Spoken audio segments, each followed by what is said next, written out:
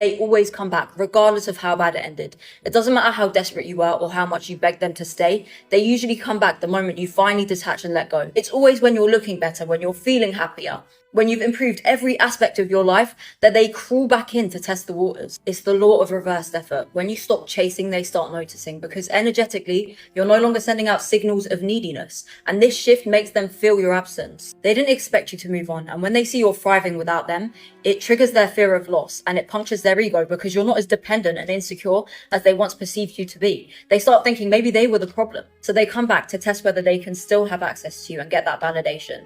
It's more about ego than genuine love. People crave what feels familiar, especially after realizing single life can be lonely, and the grass wasn't in fact greener. The life they chose was not as fulfilling as they expected, so they start to crave your comfort. It could be they were unavoidant and they pushed you away because they were scared of the intimacy and the vulnerability that was required. But the space and time made them reflect. It gave them clarity and helped them realize they made a mistake, so now they want to make amends once they feel safe again. However, if they haven't healed their attachment wounds, the same cycle is going to continue. The reality is, if they always come back, it is not a good thing, especially if it happens repeatedly, because it shows you lack boundaries. If this person knew leaving you meant losing you and they still chose to anyway, why would you allow them access to you again? It's better to be the one that got away than the one that desperately waited, got excited over the bare minimum, and allowed herself to be walked all over. Really assess the risk of giving this person a second chance. It's all about how you handle their attempts.